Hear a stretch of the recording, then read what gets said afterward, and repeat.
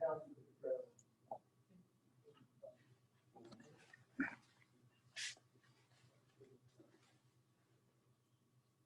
morning, ladies and gentlemen.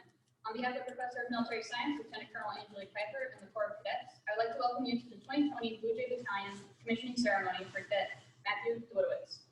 Would you please stand for the playing of the national anthem?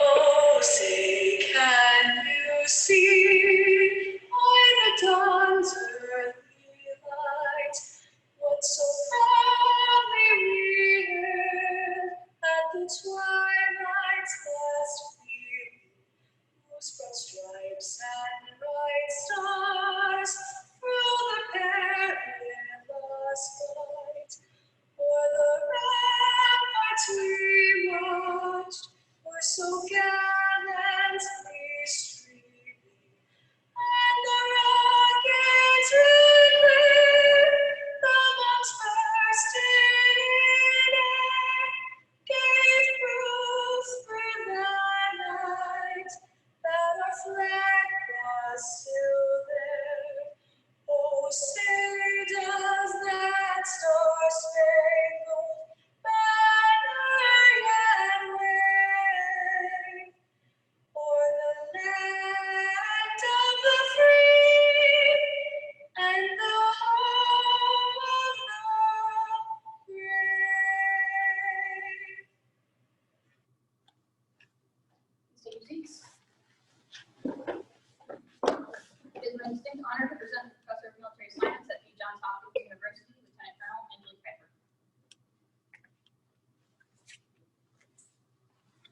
Good morning, friends and family of Matthew. Thank you for taking the time to come out here today for us so we can recognize Matthew's amazing achievement and his potential to serve the military, do exceptional things in the infantry and beyond. Thank you all to those watching this virtually. Welcome to the ceremony. This is an amazing moment for all of us here today. I also would like to thank Lieutenant General Fenton. He's this year's commissioning speaker. We'll listen to him in just a few moments. And to Dean Beverly Lindland. She is the Dean for the Johns Hopkins Krager School of Arts and Sciences, which is who the ROTC department falls under. We certainly could not do it today without her undying support. So probably thought this day would never come. It's been a long time in the making, and then the world threw up an extra wrench in there. We weren't even sure we were going to be able to have an in-person ceremony, which, based off conversations and your steep heritage of service, the family, I knew was so important to you. So I'm glad we were all able to come here today and recognize his achievements. So I've only been in the program for a couple of years, and Matt has kind of stuck out in my mind as someone who is always looking at opportunities to excel, at opportunities to grow himself academically and in the military, never backing down from the challenge. He's probably the most study abroad student that we have. He came to me in his junior year and was like, man, I want to study abroad again. And okay, well, it's not really a great time during your MS4 year, your senior year. This is where you really learn all those attributes of leadership, teamwork, and how to build teams. But I was like, okay, well, technology is great. We're just going to figure this out. Go ahead and do what you need to do, and we will figure out how we're going to get you up to speed on everything you need to do so that when you mission, you can go out there and lead the soldiers. And he did, and we went over to Europe, and he would dial in religiously every week for class. He'd sit there, and he might be eating his dinner, top ramen or a bowl of cereal or something, but in between, he always would chime in with, I got an answer, I got something to say, and sometimes technology did not work in our favor, but he was always there, he was always adding his 2 cents, and then some of our projects they got to go and pick the geographic region that they wanted to study. Not a shocker, he tended to pick Europe, but he always added significant substance to any conversation that we had. And I think not only me, who just came out of the European theater, but all the cadets in the program really were able to expand their knowledge of global affairs, listening to everything we had to share. In the fall semester, he wasn't able to take a leadership rotation, but in the spring, for all 2 months of it, he was able to do our Battalion S4 position, which is all the logistics and the resourcing for all of our training, and kind of came in a little bit behind the power curve just because he wasn't aware of our operations, but that did not stop him. He was in there, he was trying to figure things out. He was working with cadets to make sure that they had the right gear, and they were most prepared to go out and do all the training that we had. And then even when we're looking like we were going to have to cancel everything on labs in the initial couple of weeks, we weren't sure if we thought we may be able to come back on campus. He was right there in the pool thinking, okay, well, how can we help resource all of these crazy lab ideas that the PMS has got going on? But we're going to figure this out. So he was always someone that we could lean on to make sure that the project was always going to be fulfilled to the best of our abilities at the time. So in a few moments, we're going to listen to some commissioning remarks from some military senior leaders, and then some words of advice from our guests for this summer or this spring. But you're going to hear me talk for just a couple more minutes first. So over the last year or so, he's probably heard me say, along with all his peers, several things I continue to harp on time and time again. One is always be in the right place, the right uniform, the right attitude at the right time, never be wrong. And Matt was always there. Uniform was a little altered sometimes when he was in Europe, but he was always there doing the right thing at the right time. And I never had any concern that he was not going to excel in this program. Always asking who else and what else? Who else can I bring into this conversation? Who else can I include in the dialogue? What else can I do to improve myself? What else can I do to improve this organization? And never falter on either of those fronts. And then finally, take control of those things that you can control, because you never know in life where the Army is going to bring curveballs. The military is very good at bringing curveballs, right? So being able to control those things you can control, controlling the attitude, and always have an exceptional attitude, always a smile on his face, which even at 5 o'clock, 6 o'clock in the morning, when you're grumpy because you haven't had at least 5 cups of coffee, there was Matt with a smile on his face. Controlling the uniform, controlling your fitness, controlling your grades, controlling how you progress in life, how you're planning to preparing to plan and for what life has ahead of you. So because when you're failing to plan and prepare and fail. So with that, I'm going to shift gears slightly to some notes from Dean Beverly Wendland. Every year, Dean Wendland comes to our spring commissioning ceremony, and she's afforded an opportunity to interact with our senior commissioning cadets and kind of get to know them, where they come from. She's always more than excited when we get to meet students from Hopkins, because we have students from several schools that make up our battalion. But she's always very excited when she gets to meet students from Hopkins, UNBC. She's really trying to expand the program out there. But obviously, because of COVID, she wasn't able to come out this year. But she did want to extend her gratitude for everything that you do, and I will read her comments here at this time. So hello, on behalf of the Kreger School of Arts and Sciences and the entire Johns Hopkins University, I would like to congratulate members of the ROTC Blue Jay Battalion. You're truly amazing, and I'm proud of each and every one of you.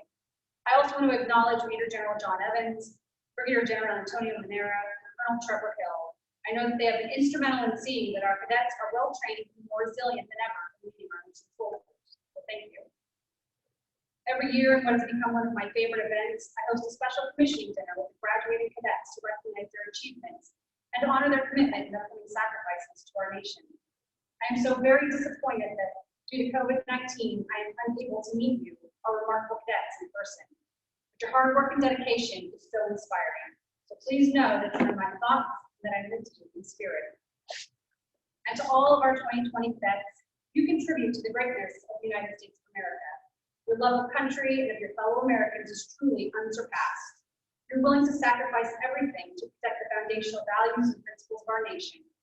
We can never repay you, but we can honor and thank you. And on this most special commissioning day, know that on behalf of Americans everywhere, we send you our gratitude, our honor, and our undying respect. Sincerely, Dean Beverly Wendland. And now we're listening to some commissioning remarks from our senior military leaders.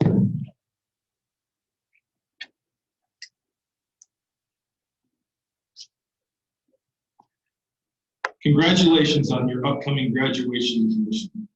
This is a huge milestone in your lives and also the beginning of you joining our ranks. Welcome. We need each of you ready to lead the world's finest and most lethal force. I regret that I'm not able to give you this message in person and that this year commencement and commissioning will be different. But celebrating your achievement differently shouldn't diminish what you've accomplished here, nor tarnish the pride you should feel. What I would offer to you is a single touch point you can always return to, no matter where you may find yourself in life. Tough times don't last, tough people do. With that said, the circumstances that you find yourself in now won't last forever. To build this resilience, train hard, and train often. Train your body to operate under duress, your mind to remain calm in chaos, and your heart to endure hardship. In a short time, you will have the privilege of leading our nation's men and women, and they will look to you as a steady hand at the helm. Serve them well. I'm incredibly proud of you. Congratulations on graduation and commission, and I will see you out in the field. Congratulations, and thank you for making the decision to join the best team in the world and be part of something bigger than yourself. I want to thank your parents for raising such fine young men and women who have answered the nation's call to service. If you don't remember anything else I said today, I want you to remember two things: people first and winning matters. People first is a philosophy. I believe you take care of your people, your soldiers, your families, and your civilians, and you create a command climate where everyone takes care of each other and treats everyone with dignity and respect, you will have a great cohesive team to win on any battle. And winning matters in the Army is an attitude. When we send the Army somewhere, we don't go to try hard, we don't go to participate, we go to win. That's what the American people expect, and that's what you will do. That's why winning matters. We are very proud of you. Stay healthy, stay safe, people first, winning matters, and we remain Army's promise. My name is Bud, and I'm an American soldier, commissioned as an armor officer through Montana State University ROTC in 1982. Go Bobcats! I'm honored to be the 17th Commanding General of the United States Army's Training and Doctrine Committee, and the pursuit of victory starts here. What a great day to be a soldier. These young men and women in the audience today are the latest products of a century-old tradition of service to the nation. Let me join the chorus of voices offering congratulations to you and your loved ones. Addressing such a talented group of future leaders is true privilege. Thank you for taking your place in the long and distinguished line of graduates that have answered the call to serve. Welcome to the profession of arms, the most exclusive fraternity or sorority in the world. I always ask two questions of the soldiers and civilians that I meet. Why did you join, and why do you continue to serve? The U.S. Army is the greatest team ever assembled. Teamwork is why I joined the Army. This is America's Army. We all learn and grow together, and we are soldiers for life. I continue to serve because of the people. The Army is a people business, and the Army is not just about people, it is people. One of the fundamentals I have learned in over 40 years of service is this: high standards, positive outlook, and excellence are contagious. Whatever comes your way, remain calm in the storm and never waver. You're a leader now. Your soldiers are watching. It is your leadership that will help us accomplish our mission in the face of COVID-19 or any future adversary. I have no doubt that you will lead our nation through the challenges of the 21st century. you should feel privileged to wear the cloth of our great nation, the jersey of America's fighting team. Leave that jersey in a better place every day. Good luck to you all in your future endeavors. Godspeed, and may God bless these young leaders and our great nation. As I said when I started, my name is Funk, and I'm an American soldier.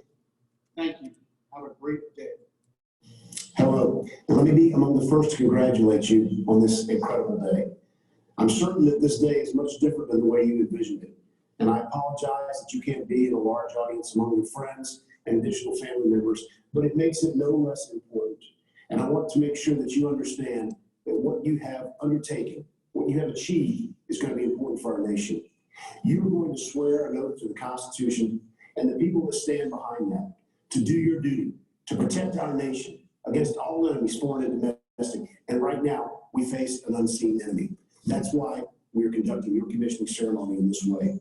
But I know that you're up to the task. I know that you will take the training we've given you and that you will perform your duties thoughtfully and faithfully. I have faith and confidence in you, as do all of our senior Army leaders. And on this day, I want to congratulate you for doing what only 1 out of every 1,000 people in our country ever does, standing up and taking the oath of office to become an officer in the United States military. Congratulations, United States Army, Second Lieutenant.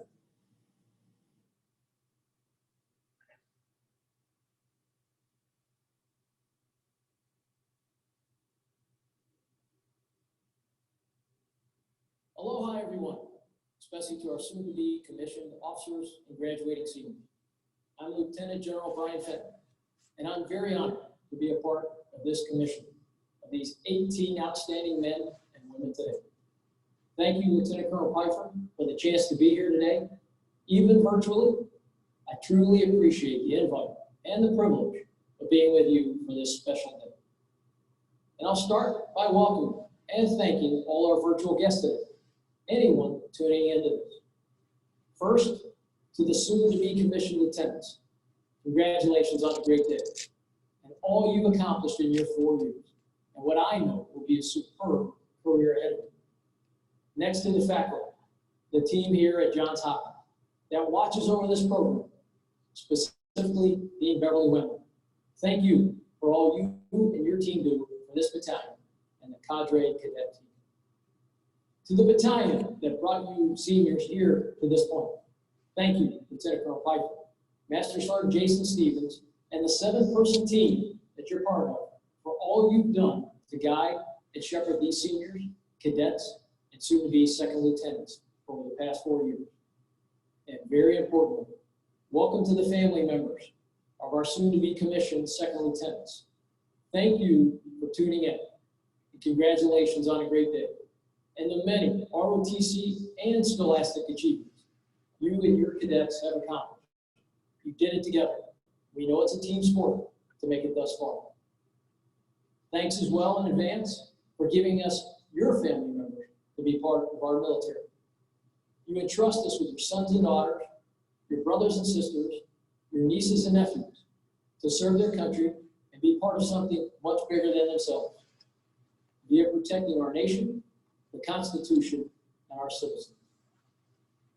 And we recognize that having your family members in our ranks is a tremendous responsibility. And I can assure you that this is not something that we take lightly. So thank you very much for lending them to us. And I don't want to forget to thank the folks who helped put this commissioning ceremony together. Thank you to everyone that made it possible, especially during this time of COVID. I know these type of events don't just happen.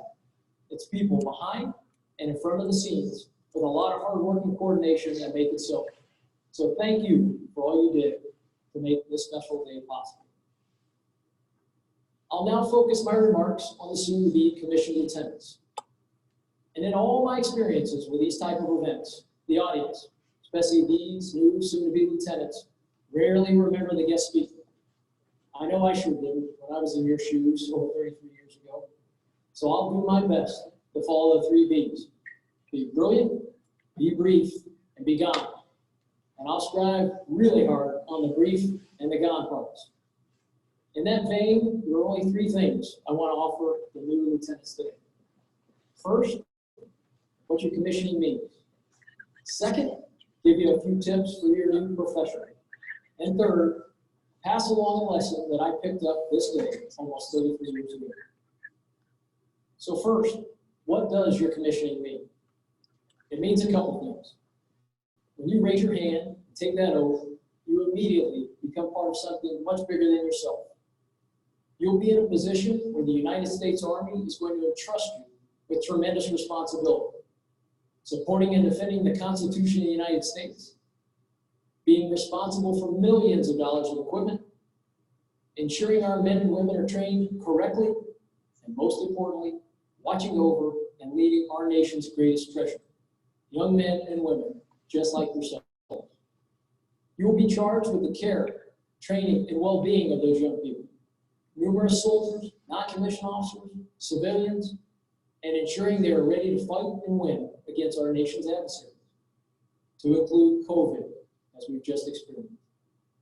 It's a tremendous responsibility, and one that will challenge and test you throughout your career, whether you serve for 4 years or 40. But make no mistake, you're ready. Your training thus far here at Johns Hopkins, and what you gained from your family upbringing has you well prepared for this task. So you are prepared. You are ready. And trust me when I say this, as someone who began this journey 33 years ago this month, you will do great.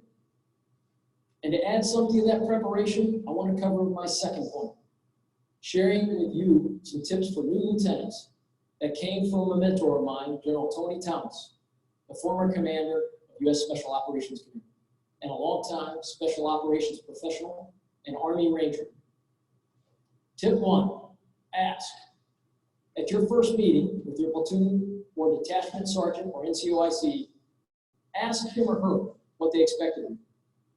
If they're good, and most of them are, and they're very good, they'll say something like, be our leader, make tough decisions. Don't try to be our friend or our buddy. We may eventually like you, but that's not the objective. And ensure we are prepared for our tasks. That's your job. And while they may never say it, you can bet that if you do this, they will strive to never, ever let you down. And while you may not be their friend or buddy, you will still be their lieutenant. And by doing this, you can absolutely be sure you will be their lieutenant. Tip number 2, take care. Care for your people, care for your troops, care for your platoon, whoever you lead. Your troops are our most precious resource. They are our decisive, competitive, and comparative advantages. And they are more important than any piece of hardware or equipment. They are our business. Advocate for them, help their family, and help each and every one of them reach their full potential. Because like you, they all came into this Army with hopes, dreams, and aspirations. So care for them, and they'll notice. And in return, they'll take care of you, their lieutenant. Tip 3, strain to listen and make your transmissions count. Remember, you have 2 ears and 1 mouth for a reason. Listen more than you talk. You'll learn more this way. Refer back to tip number 1. And thus really absorb what your platoon or your junior leaders are telling you. Seek input and diverse opinions. And when you do, and you do finally talk, show them that you've taken their input and factored it in. And in doing so, as well as being precise and clear with what you say, what you direct, or what you want, you will be their lieutenant. Last tip, number 4, be accountable and hold folks accountable. Take blame and responsibility, but pass the credit. Your troops will know the difference. It's key to selfless service. Make it your mission to make your subordinates more successful than they believe they can be. Relish in their success. Give them credit and take blame. At the same time, hold folks accountable. Hold them accountable to the standards. You can be tough, and you can still love your troops. Trust me, they know the difference. They know the difference between tough love and toxic leadership. Like a grizzled old football coach or sports coach, Strike the right balance of love and leadership, and they'll notice, and you'll be their lieutenant. So those couple tips, and many more I could share with you, but won't based on time, will serve you well. And at this point, I'm reminded of a joke. A baseball pitcher was having a really hard time. He's getting hit all over the place. And the manager comes out of the mound and says, "Pitcher, give me the ball." Pitcher says, "But coach, I'm not tired." And the coach replies, "I know you aren't, but the outfielders behind you sure are." So you all are probably tired of hearing me talk, just like those outfielders. And as a result, I'll wrap this up and prepare to be gone with an important leadership lesson I got from a great mentor of mine, Coach Lou Holtz, former football coach at Notre Dame, among many schools. Coach had been a lieutenant in the Army prior to being a football coach, and he was very proud of that. In fact, he used to pride himself on his MBA, except he told us his was not a master's of business, but rather made by Army. And while working for him as a student assistant, he constantly reminded me that one of the keys to leadership was being a happy leader. He said it gave people energy.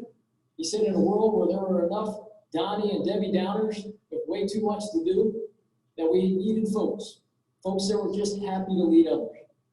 He called happiness rocket fuel for an otherwise unhappy world. And so he used to ask us all the time, "Do you want to be happy?"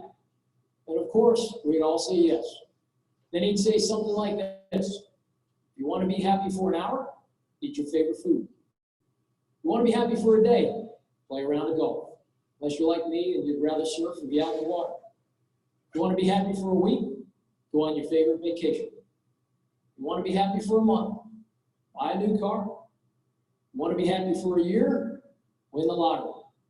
And at the end, if you were here today, I'm sure he would say, "But if you want to be happy for life, really happy for life, and a happy leader, then be a Johns Hopkins ROTC graduate ready to get a commission and serve their nation." And on that note, I want to thank you all for giving me the opportunity to speak today. And I want to congratulate one more time the Army's newest lieutenants and your families. May God bless all of you, your families, our great military, and may God bless the United States of America, the land of the free and the home of the brave. We will now transition to the ceremony, which will take place in 4 parts. The first part is the swearing of the oath of office. Second, there is the pinning of the gold bars. These bars represent the rank of officer and the honor of the recipient to hold a commission by the Congress of the United States. Third, the presentation of the commission certificate to the new second lieutenant. The certificate signifies not only a cadet's promotion to second lieutenant, but more so their status as an officer in the United States Army. And finally, the first salute. The first salute of the new lieutenant officer involving a silver dollar is a time-honored tradition dating back to pre-revolutionary times. It symbolically represents the respect due to a lieutenant's newly earned rank and position. The coin represents more than $1 in currency. To every new officer, it has special meaning. It signifies the new officer's deep sense of gratitude for the knowledge enlisted soldiers, especially non-commissioned officers, have passed on to them during training. If Cadet Dawidowicz could please come up on stage with his uncle, Colonel Michael Lawson, for the swearing of the oath of office. Yep, just up front.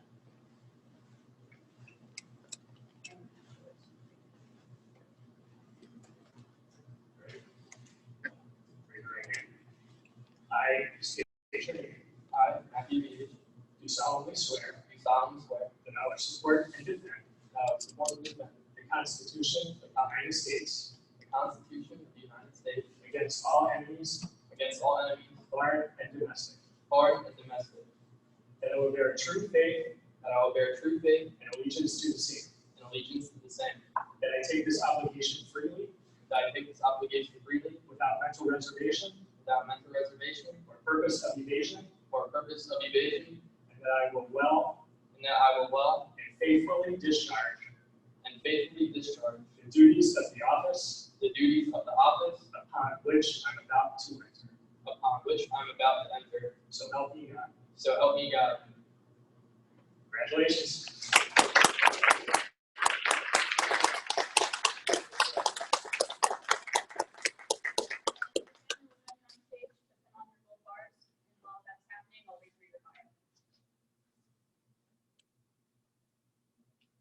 Second Lieutenant Matthew Dawidowicz joined the 30th Battalion in the spring of 2017 and will graduate from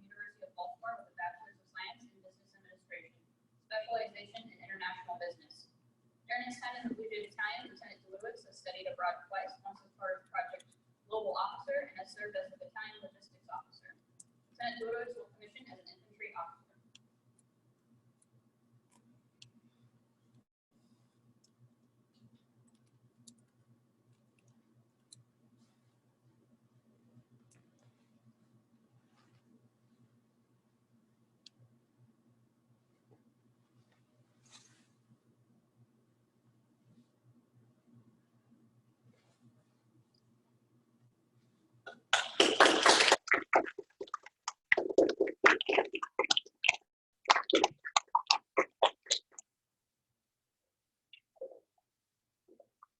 For Lieutenant Dawidowicz's first salute, his grandmother, retired Air Force Senior Master Sergeant Daniel Joseph.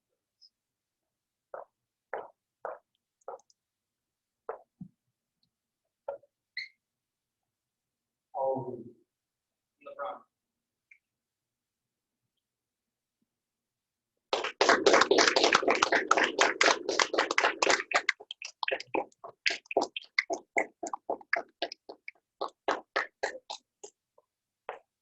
So first I want to start off by thanking the cadre here today, not only for the education motivation preparing for my future, but also for having watched pre-recorded videos so many times and a few more times to come.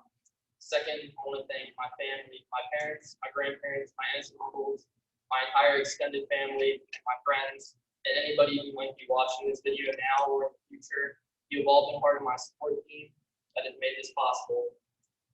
Unlike a lot of the other cadets in this program, when I enrolled in college, I didn't necessarily know that the military was going to be my choice of career.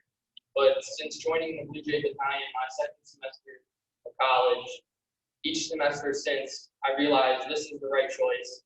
And I thank the cadre here and the cadre that I've had for preparing me, and I'm very excited for my future.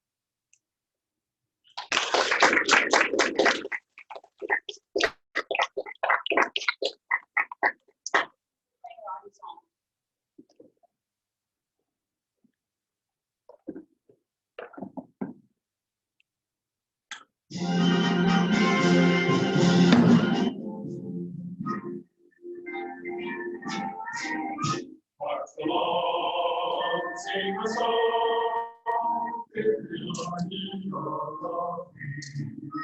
Down the way, down the road, our marching victory. We're the army and proud of our day. We're the army and proudly proclaim. First we fight for the right and to build the nation high.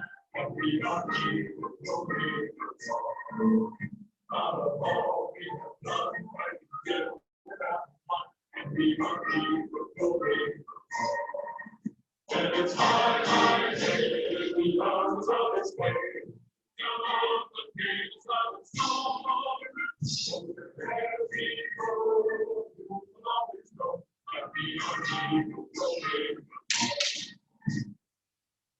And that concludes the formal portion of today's ceremony. Thank you all for being here. Please take as many photos as you like up front and have a toast in the back.